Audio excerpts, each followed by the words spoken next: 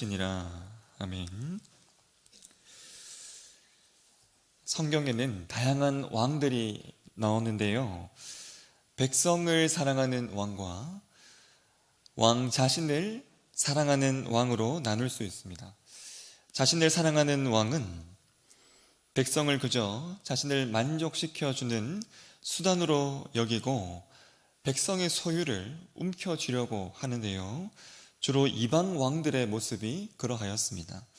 성경에도요, 대표적인 모습으로 아합 왕이 나봇의 포도원을 빼앗는 그 모습에서 이 모습을 볼 수 있고, 그리고 중심이 하나님을 떠나 있었던 그 다윗의 모습에도 우리아의 아내를 빼앗을 때의 모습이 꼭 이러하였습니다. 오직 자신을 위하는 이러한 이 왕은 백성을 수단화하고 그리고 대상화하지만, 백성을 위한 왕은 움켜쥐려 하거나 백성의 것을 가지려 하지 않고 오히려 주려고 합니다. 오늘 말씀 보시면 백성들로 하여금 하나님께 바칠 값을 말씀하시는 하나님을 볼 수가 있습니다. 과연 하나님의 이러한 이 모습, 값을 정하셔서 받으시는 바로 이 모습이 과연 백성들을 수단화하고 대상화하는 모습인지, 정말 하나님의 이 모습이 진정 의미하는 모습이 무엇인지를 오늘 말씀을 통해 함께 살펴보도록 하겠습니다. 오늘 본문은 서원에 대한 말씀입니다.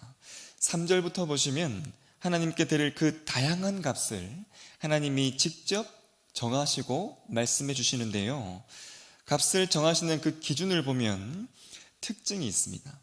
먼저 연령에 따라서 값을 나눠주시고요, 그리고 이 연령에 있어서도 성별에 따라서 값을 나눠서 정해주시는 모습을 볼 수가 있습니다. 이 연령과 이 성별은 우리 인간은 어찌할 수 없는 조건에 해당합니다. 성별과 나이는 임의대로 바꿀 수 있는 것이 아닌데요, 이러한 불가항력적인 것, 절대적인 상황 속에 있는 백성들의 그 입장을 하나님이 먼저 이렇게 고려하셔서 값을 정해주신 것입니다. 이렇게 백성들의 연령과 성별 같은 절대적인 그 조건, 절대적인 상황을 하나님이 먼저 이렇게 고려해 주셨는데요, 이러한 절대적인 요인뿐만 아니라 하나님은 각각 그 백성의 형편까지, 즉 상대적인 요인까지도 하나님이 고려하시고 배려하시는 모습을 우리가 볼 수 있습니다. 8절 말씀 보시면 이렇게 말씀합니다. 그러나 서원자가 가난하여 내가 정한 값을 감당하지 못하겠으면 그를 제사장 앞으로 데려갈 것이요, 제사장은 그 값을 정하되 그 서원자의 형편대로 값을 정할지니라. 성별과 연령뿐만 아니라 그 속에서의 그 백성들의 형편까지도 살피시고 배려하시는 이러한 하나님이신 겁니다. 서원을 통해 드리기로 맹세한 그 백성들로부터 무언가를 지금 받는 위치에 이 하나님이 계십니다. 백성들로부터 무언가를 받는 왕의 그 입장과 그 모습 속에서 이렇게 백성을 배려하고 고려하는 이러한 이 모습을 쉽게 우리가 찾아볼 수 있을까요? 백성들의 그 절대적인 수많은 상황들과 그리고 상대적인 그 형편까지 고려하시는, 그것을 살피시고 위하시는 하나님의 그 모습 속에는 그 어디에도 백성을 수단화하고 대상화하는 여느 이방 왕들의 모습이 조금도 있지 않음을 볼 수가 있습니다. 내가 왕이니 그저 받는 것에만 관심을 두고 자기의 만족만 위했다면 이러한 이 상황과 형편을 고려하시는, 참 복잡할 정도의 이러한 이 명령을 결코 하지 않으셨을 겁니다. 하나님의 이 말씀을 받아서 집행하는 그 제사장들의 머리가 참 복잡할 정도로 자세한 지침을 주신 것은 그만큼 하나님이 백성들을 자세하고도 아주 세밀하게 위하시고 고려하시는 분이심을 분명하게 볼 수 있는 겁니다. 백성을 만족의 수단으로 여기지 않으시고 오히려 백성의 이런저런 형편을 살피시는 왕, 이러한 왕이 우리의 하나님이십니다. 이러한 마음을 가진 하나님께서 누군가를 받으신다는 것은 철저히 그 자의 자유를 박탈하고 종속하여서 소유하려는 그러한 의도가 아님을 우리가 잘 볼 수 있습니다. 오히려 하나님은 하나님 안에 그 자유함을 오히려 누리도록 하시는 분이신데요. 보통의 경우는 왕에게 바쳐진 그 자에게는 결코 자유가 허락되지 않았습니다. 숨조차도 마음대로 쉴 수가 없는 자가 이러한 자들이었는데요. 철저히 왕을 위한 삶을 살아야 했기에 왕에게 바쳐진 자는 삶도 자유도 없었습니다. 하지만 하나님은 오히려 그 받는 자들을 위해 하나님 자신을 내어주는 그 일까지도 허락하시는데요. 아들을 내어주셔야만 하셨습니다. 왜냐하면 하나님께서 누군가를 받으시기 위해, 즉 저와 여러분을 받으시기 위해서는 가장 먼저 해결하셔야 하는 것이 죄이기 때문입니다. 죄가 해결되지 않으면 저와 여러분을 하나님 조금도 가까이 하거나 받으실 수가 없기 때문인데요. 이 죄를 해결하기 위해 하나님이신 예수님은, 우리의 왕이신 예수님은 자기 자신을 백성들을 위해 내어주셨습니다. 우리를 받으시고 자유케 하기 위해서 오히려 종속된 쪽은 그 백성들이 아닌 왕이신 예수님이셨던 겁니다. 아들을 내어주시면서 죄된 우리를 받으신다는 것은, 즉 이 놀라운 사랑이 있어야만 가능한 일이었습니다. 그러하기에 죄된 존재가 하나님께 용납된다는 것은 우리의 헌신의 문제가 결코 아닙니다. 오히려 사랑의 문제인 것이죠. 우리가 하나님께 용납된다는 것은 온통 하나님 자신의 내어주심과 아들을 내어줌에 놀라운 사랑이 있었기에 가능한 모습이었습니다. 당시의 여느 왕들, 그 어떤 왕도 보여주지 못한 바로 이 모습으로 백성을 위하시는 하나님의 이러한 이 모습을 직접 체험했던 모세, 그 모세의 마음이 어떠했을까요? 이렇게 인격적인 분, 이렇게 놀라운 사랑의 왕이 자기 자신과 이스라엘 민족 전체의 신이 되어주심이 얼마나 감사했겠습니까? 여느 우상들처럼 자신의 배만 불리려고 하고 백성들의 희생만을 강요하는 그러한 신이 아닌 오히려 백성을 먹이시고 백성들을 위해 본인이 희생하시는 바로 그 하나님이심이 얼마나 다행이고 감사했겠습니까? 여러분, 참 중요한 것은요, 바로 이러한 이 하나님의 모습이 세월이 지나도 여전히 변하지 않는 하나님의 모습이라는 사실입니다.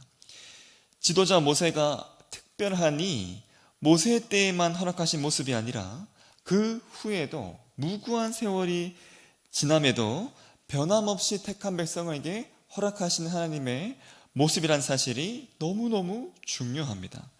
하나님의 이러한 모습은 모세의 그 시기로부터 무구한 세월이 지난 예수님의 그 당시까지도 여전하셨는데요.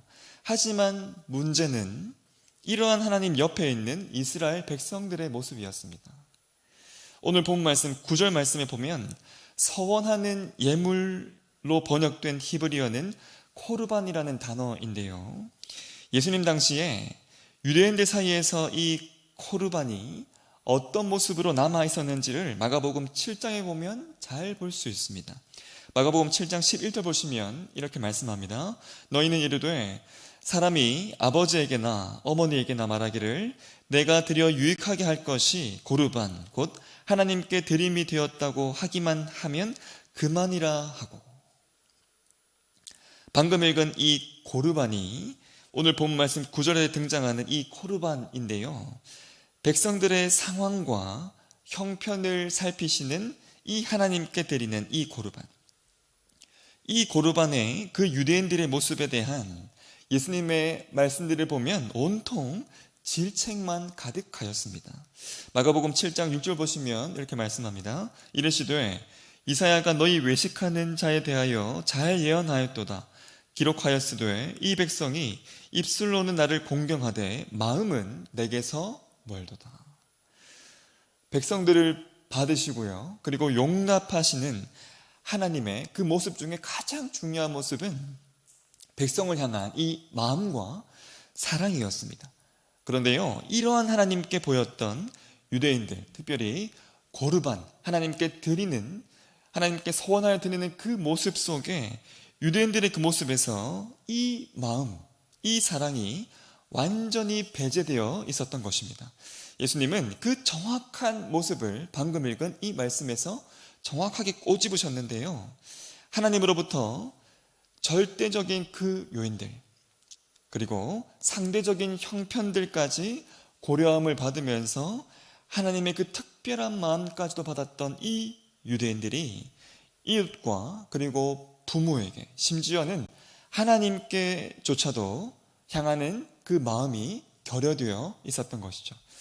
여러분, 이 일이 얼마나 심각한 일인지는 예수님께서 하나님을 향한 것에 마음을 두지 않는 것, 이것을 외식이라 말씀하시면서 이를 하나님의 말씀을 폐하는 일이라 말씀하시기까지 하셨습니다.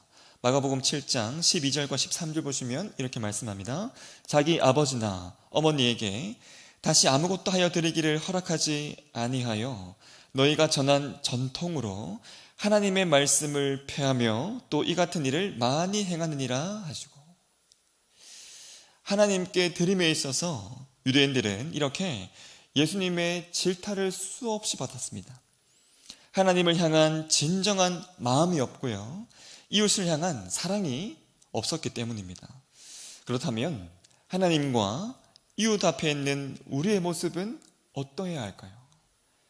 유대인들의 이러한 이 모습들이 자칫 우리의 모습 속에 너무나 많이 자리할 수 있습니다. 유대인들의 그 고르반에서 예수님의 시선이 머물렀던 곳은 유대인들의 마음이었습니다.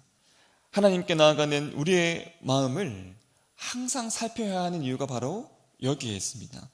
하나님과 이웃 앞에서 겉으로 비춰지는 그 모습도 중요하지만 우리가 더욱 신경 써야 할 것은 바로 눈에 보이지 않는 우리의 마음임을 분명히 알 수 있는 것이죠. 여러분, 무엇보다도요, 하나님 앞에 이 유대인들보다도 더욱 뜨거운 마음으로 나아가야 할 자들은 바로 저와 여러분들입니다. 백성을 위하시고 그리고 고려하시는 하나님의 그 수많은 모습들 중에서도 가장 뜨거운 모습, 가장 절정의 모습이 바로 십자가의 아들을 내어주시는 하나님의 그 모습이기 때문입니다.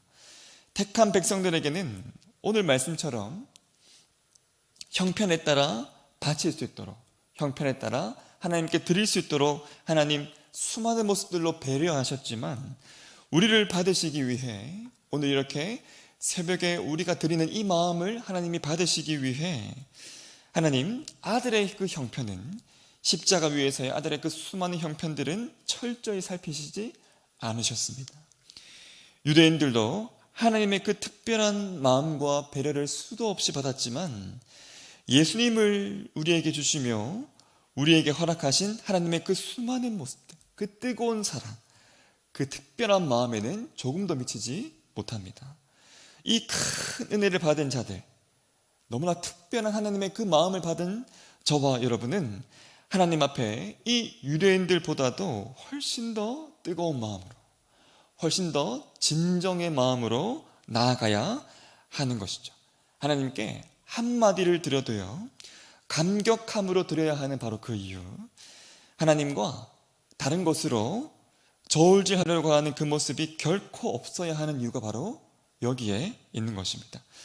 우리의 고백을 받아주시는 이러한 특별하고도 놀라운 사랑으로 우리를 용납하시고요, 우리의 고백을 받으시는 그 하나님, 그리고 우리의 마음을 받아주시는 바로 그 하나님, 우리의 삶을 받으시며 우리의 예배를 받아주시는 하나님의 그 모습에 가득한 이 놀라운 모습과 이 놀라운 사랑을 하나님과 이웃을 대하는 우리의 모습, 우리의 마음에 동일하게 가득하기를 간절히 소망합니다. 이 특별한 마음을 받고 있는 자로서 이웃을 판단하기보다는 내 이웃의 수많은 상황들, 절대적인 상황들과 그리고 상대적인 그 수많은 형평들까지도 고려해주고 배려해줄 수 있는 이러한 모습이 우리의 모습 되기를, 하나님을 닮아가는 우리의 모습 되기를 간절히 소망합니다. 그래서 이 새벽 기도하실 때 하나님, 이웃을 향한 나의 모습에 이러한 하나님의 이 마음이 가득하게 하여 주시옵소서.